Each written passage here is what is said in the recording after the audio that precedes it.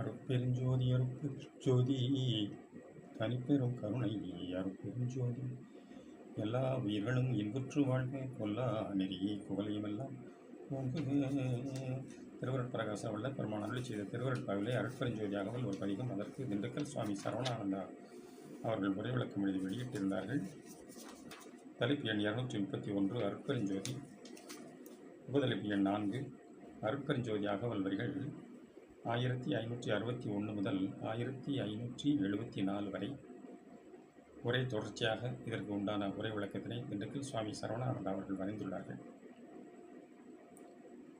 1561 என்னையும் பொருளென வெண்ணியன் உளத்தே அன்னையும் அப்பனுமாகி விட்டிருந்து உலகியல் சிறிதும் உளம்பிடியா வகை அலகில் பேரருளால் அறிவது விளக்கி சிறுநெறி செல்லா திறனளி தழியா ஊரு நெறி உணர்ச்சி தந்தொழியுற புரிந்து சாகா கல்வியின் தரமெல்லாம் உணர்த்தி சகா வரத்தையும் தந்து மென்மேலும் அன்பையும் விளைவித்து அருட்பேரொழியால் இன்பையும் நிறைவுத்து என்னையும் நின்னையும் ஓருருவாக்கிய நுண்ணியபடியெல்லாம் சீருறச் செய்துயர் திறம்பெற வழியா அருளமுதளித்தனை அருணினை ஏற்றினை அருளறி வழித்தனை அருட்பெருஞ்சோதி. அதாவது 1561வது வரி முதல் 1574வது அருட்பெருஞ்சோதி அகவல் வரிகளுக்கு திண்டுக்கல் சுவாமி சரவணானந்தா அவர்கள் ஒரு சேர உரை விளக்கம் அளித்துள்ளார்கள். அதனை அடுத்து காண்போம். இது அருட்பெருஞ்சோதியின் அருளியற் செயலையும் அதனால் தான் பெற்ற அருட்பெரும் பேர்களையும் எண்ணி எண்ணி புகழ்ந்த அருட்புகழ்ச்சியின் விரிவுரையாகும். இதனை 14 அடிகளில் விரித்து கூறியுள்ளதாக அறிகின்றோம். அடிக்கு அடி உரை விளக்கம் கண்டு கூட்டிக்கொள்வாம்.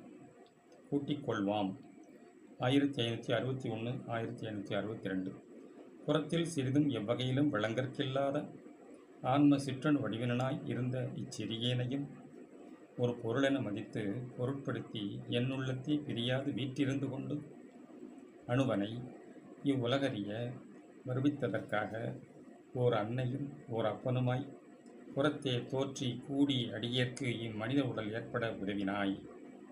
அடுத்து 1563 1564 அப்படி உலகில் தோற்றிய இச்சிறியனுக்கு உலகியல் சிறிதும் மனம் பதியா வண்ணம் எனது அளப்பரிய திருவருளால் உண்மையை அறியச் செய்தனை.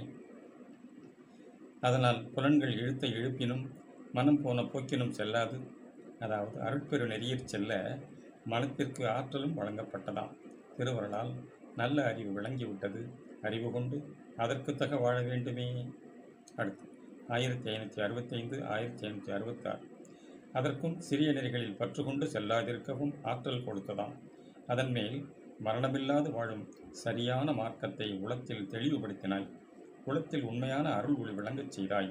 அடுத்து 1567 1568 அருள் அறிவாலே அறிதற்கரிய சாகா கல்வியின் உண்மை இன்னது என்றும் உணர்த்தினாய். முன்னோர் கண்டிருந்த உடலை விட்டு ஆன்மா நிலையுறுவதே சாகா கல்வி என்ற கருத்து தவறானது என்பதை தெளிவுபடுத்தி திருவருளாலே அழியா அகநிலை நின்றே அனக வாழ்வு மேற்கொள்ளலால் சூழ்தேகமும் அழியாத அனக கனக உருவமாகி விளங்கும் என்பதை போதித்தாய். அப்படியே அழியாது வாழும் வரத்தையும் நல்கிவிட்டாய். வரத்தை அழித்துவிட்டால் மட்டும் போதுமா? அழியாமை பெற்றுவிட்டதால் இவ்வுலகில் சலிப்பும் கவலையும் துன்பமும் உண்டானால் அழியாமையில் வெறுப்பல்லவா உண்டாகிவிடும். அப்படி வாழ்வதும் தவறென்றல்லவா நினைக்க நேரிடும். அப்படியெல்லாம் பிறழ்ந்து போகாதிருக்கவே மேன்மேலும் அதற்கடுத்து 1569 1570 என எனதொழுத்தே அன்பை விளைவித்து கொண்டே உள்ளாய். அன்பின் விளைவால் அக அனுபவத்திலே அருள் ஒளி ஏற்பட்டு அதனால் சதா இன்பம் பெருகிக்கொண்டே உள்ளதாம். அந்த இன்ப நிறைவிலே நான் நீ என்ற இருநிலை ஒரு நிலையாகிட அடியனை அருள், அதாவது ஞான் + நீ = ஞானியாக செய்துவிட்டாய். அடுத்து 1571 1572 அப்படி ஓருருவாகிய நான் அன்பறிவோடு கருதியவெல்லாம் மிகச் சிறப்பாக செய்து முடித்திட அருளினை. அப்படி இயற்றுகின்ற அருட்செயலாலே உயிர் சக்தி நித்திய ஜீவனாகி அழியா ஆற்றல் கொண்டு விட்டதாம். ஓர் ஆன்மாவுக்கு ஏற்பட்ட உயிர் உடம்பு குறிப்பிட்ட ஆயுட்காலம் வரை இருந்து நீங்குவதுதான் சாதாரண விதிமுறையாம். காலத்தே உயிர் ஒடுங்க உடல் நீங்கிவிடும். ஆனால் அருட்பக்குவம் உண்டான போது விதி விலகி விடுகின்றது. ஆயுளும் முடிவற்றதாகி விடுகின்றது. அப்போது உயிர் மறைவதுமில்லை, உடம்பு அழிவதுமில்லை. இதுதான் நித்திய ஜீவநிலை. 1573 1774 வரிகள். மேற்படி நித்திய வாழ்வு நிலை ஏற்படுவதற்கு அருள் என்னும் அமுதத்தை புகட்டிவிட்டாய். அருள் என்னும் மாற்றமும் மறைவுமில்லாத பெருநிலை கண் ஏற்றி வைத்துள்ளாய். இந்த வாழ்நிலைதான் பேரருள் அனுபவ ஞானம் என்று மொழியப்படும் சாதாரண உபாய ஞானத்தால் அறிவரிதாயும், உண்மை ஞானத்தாலே உள்ளது உள்ளபடி அறியப்படுவதாயும், அனுபவ ஞானத்தாலே அறிந்து கொண்டதன்படி வாழ்வில் ஏற்கப்பட்டதாயும் உள்ளதாம்.